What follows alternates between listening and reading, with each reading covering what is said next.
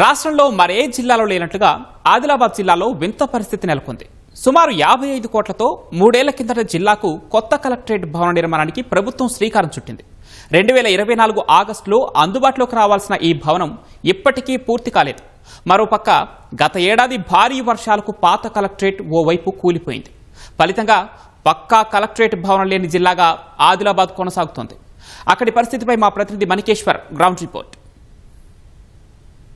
Collectorate అంటే పాలనా వ్యవస్థకు గుండెకాయ లాంటిది. అలాంటిది ఆదిలాబాద్ జిల్లాలో లేకపోవడం ఇబ్బందికి కారణమవుతుంది. 3 ఏళ్ల కిందట గత ప్రభుత్వం అన్ని జిల్లాలకు కొత్త కలెక్టరేట్ భవనాలను మంజూరు చేసింది. దానికి అనుగుణంగానే ఆదిలాబాద్ జిల్లా కూడా ఒక 55 కోట్లతో కొత్త భవనం నిర్మించడానికి నిధులు మంజూరు చేసింది.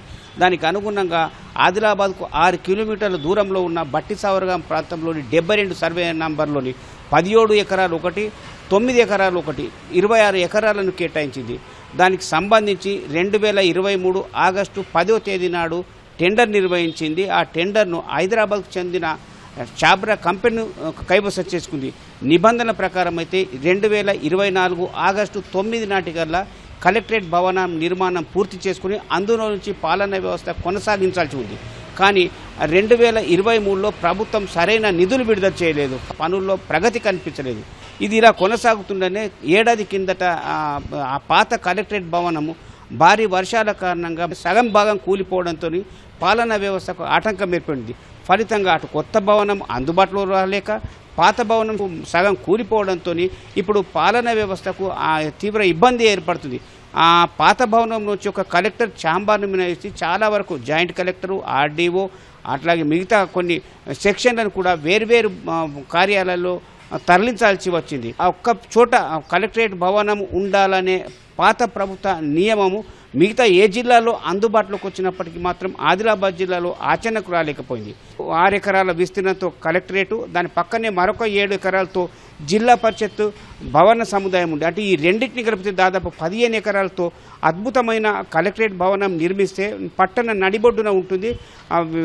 కార్యకలాపాలకు, ప్రభుత్వ వ్యవహారాలకు, పాలన వ్యవస్థకు పూర్తిగా ప్రజలకు అందుబాటులో ఉంటుంది. పైగా ఈ పాత భవనంకు సంబంధించిన స్థలం స్వాతంత్రానికంటే ముందు ఉన్న నిర్మాణం. దాన్ని కనుక ఒకటి చారిత్రక వారసత్వ కట్టడంగా కూడా గుర్తించడానికి ఆస్కారం ఉంటుంది. అలాంటి ప్రాంతం కొంత శిథిలావస్థకు చేరిపోవడంతో అదే ప్రాంతంలో కనుక ప్రభుత్వం కేటాయించిన 55 కోట్లతో పనులు చేపడితే అటు జిల్లా పరిషత్ భవన సముదాయాన్ని, ఇటు పాత కలెక్టరేట్ భవన సముదాయాన్ని నిర్మిస్తే అద్భుతమైన సమీకృత భవన సముదాయాన్ని నిర్మించడానికి ఆస్కారం ఉంది. కానీ వీటిని పట్టించుకోలేదు. దానికి భిన్నంగా పట్టణానికి 6 కిలోమీటర్ల దూరంలో ఉన్న బట్టిసావర్గ పరిధిలోకి వచ్చే 72 సర్వే నంబర్లో భవన నిర్మాణం చేపట్టింది. అది కూడా పూర్తిగా నిధులు కేటాయించకపోవడంతో పనులు ముందుకు సాగడం లేదు. ఒకప్పుడు ఉమ్మడి జిల్లా అంటే ప్రస్తుతం ఆదిలాబాదు, నిర్మల్, మంచిర్యాల, ఆసిఫాబాద్ జిల్లాలో కలిపి ఉన్న కలెక్టరేట్ భవనం ఇప్పుడు కేవలం ఆదిలాబాద్ జిల్లాకు కూడా అందుబాటులోకి రాదా అనే ప్రశ్న కూడా వస్తుంది. అంటే రాజకీయంగా, అధికారికంగా దీనికి అనుకూలంగా ఒక ముందడుగు తీసుకొని ఒక విధి విధానపరమైన నిర్ణయం తీసుకొని పాత స్థలంలోనే కలెక్టరేట్ భవనాన్ని నిర్మిస్తే చాలా బాగుంటుందనే అభిప్రాయం ఒకవైపు ఉంది. పైగా కొత్త చోట నిర్మిస్తున్న భవనం ఎట్లాగూ పూర్తి కాలేదు. ఒకవేళ అది అందుబాటులోకి వచ్చిన దాన్ని మిగతా విశ్వవిద్యాలయాలకు లేదా ఇంజనీరింగ్ కాలేజ్కో లేదా ప్రభుత్వం కొత్తగా మంజూరు తీసుకుని ఏటీసీ లాంటి కేంద్రాలకు వినియోగిస్తే సత్ఫలితాలు ఇచ్చినట్లు అవుతుందనే సూచన కూడా వినిపిస్తుంది. వాస్తవంగా అయితే రాష్ట్ర వ్యాప్తంగా మిగతా అన్ని జిల్లాల కంటే భిన్నంగా ఆదిలాబాద్ జిల్లాలో ఒక విశ్వవిద్యాలయం లేదు, ఒక ఇంజనీరింగ్ కళాశాల లేదు. దానికోసం గతంలో భారత ప్రభుత్వం, ప్రస్తుతం ఉన్న కాంగ్రెస్ ప్రభుత్వం కూడా విశ్వవిద్యాలయాన్ని మంజూరు చేసినట్టు హామీ ఇచ్చింది. అట్లాగే ఇంజనీరింగ్ కళాశాలను మంజూరు చేసినట్లు హామీ ఇచ్చింది. వీటన్నిటికీ కూడా స్థల సేకరణ చేయాల్సి ఉంది. పైగా ఈ విశ్వవిద్యాలయం అంటే కొంత స్థల సేకరణ బాగా కొంత అవసరం ఉంటుంది. ఇప్పుడు కొత్త కలెక్టరేట్ భవనాన్ని నిర్మిస్తున్న స్థలం పూర్తిగా సరిపోతుంది. విశ్వవిద్యాలయంతో పాటు అందులో పనిచేసే ప్రొఫెసర్లకు, ఇంటి అవసరాలకు అన్ని విధాలుగా అనుకూలంగా మారుతుంది. పైగా 44వ జాతీయ రహదారి రాకపోకలకు అనువుగా ఉంది. మరి ఈ ఏడాది నుంచి అయితే కొత్తగా విమానాశ్రయం అందుబాటులోకి వస్తుంది, ప్రచారం కూడా జరుగుతుంది. అంటే విద్యావేత్తలు లేదా వివిధ ప్రాంతాల నుంచి కూడా తరలి రావడానికి పూర్తిగా అనుకూలంగా ఉంటుంది. అదే విద్యా సంస్థలకు కేటాయిస్తే బాగుంటుంది.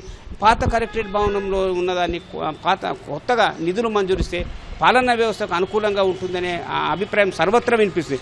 అయితే ఇదంతా ఎక్కడికెక్కడ జరుగుతున్నప్పటికీ మాత్రం ఒక విధి విధానాలు తీసుకునేడానికి ముందుకొచ్చే ప్రయత్నం అటు అధికారికంగా కానీ ఇటు రాజకీయ నేతల పరంగా కానీ కనిపించలేదు.